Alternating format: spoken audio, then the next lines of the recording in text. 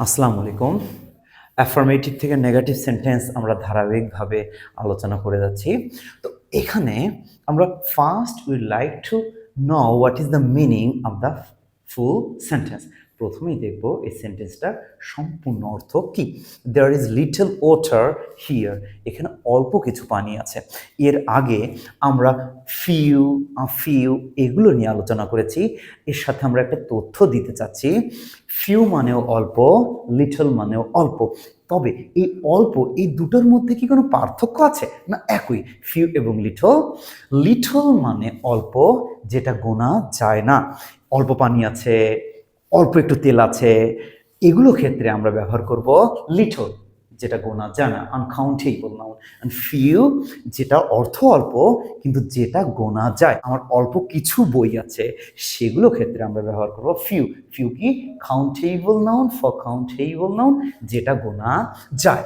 তাহলে there is little water here, এখানে অল্প একটু পানি আছে মানে কি, এটাকে যদি আমরা নেগেটিভ করি তাহলে কি বলতে পারি? অল্প পানি আছে, অল্প পানি নেই। তাহলে অর্থ চেঞ্জ হয়ে যাচ্ছে। কি বলতে পারি? এখানে অনেক পানি নেই, এখানে বেশি পানি নেই। এই যে বেশি, এই যে অনেক, এর ইংরেজি কি? এর ইংরেজি ম্যানি, মাছ।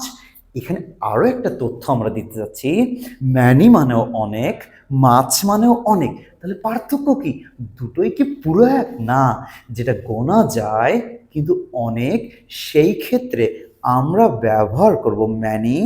যেটা গোনা, যেটা অনেক কিন্তু গোনা যায় না, সেই ক্ষেত্রে আমরা ব্যবহার করব মাছ। তাহলে হচ্ছে এখানে অনেক পানি নেই, দেয়ার ইজ নট, নট ব্যবহার করলাম, সেটা হচ্ছে নেগেটিভ সেন্টেন্স, এর জন্য much. There is not much water here, এখানে অনেক পানি নেই। আমরা যদি এই মাছের পরিবর্তে অন্য কোনো শব্দ ব্যবহার করি যেটার অর্থ অনেক কিন্তু আনকাউন্টেবল নাউন, সেটাও হয়ে যাবে। এখানে আসছে there is not much water here, এখানে অনেক বেশি পানি নেই। এখন will come to the second sentence, we have little oil or rice. আমাদের অল্প কিছু কি আছে? তেল আছে বা কি চাল আছে। তাহলে কি বলতে পারি? আমাদের অনেক চাল নেই, আমাদের প্রচুর চাল নেই, আমাদের বেশি চাল নেই। ইংরেজি কি বলতে পারছি? উই হ্যাভ নেগেটিভ, তাহলে নেগেটিভ শব্দ ব্যবহার করি। উই হ্যাভ নট, তাহলে লিটল অল্প, গোনা যায় না, তাহলে কি? We have not much well rice, তাহলে আমাদের অনেক তেল নেই বা রাইস নেই। তাহলে এভাবে আমরা অর্থটাকে ঠিক রেখে এই লিটলের পরিবর্তে মাছ বা অন্য কোনো শব্দ ব্যবহার করতে পারি যেটা অর্থ দেয় অনেক কিন্তু গোনা যায় না।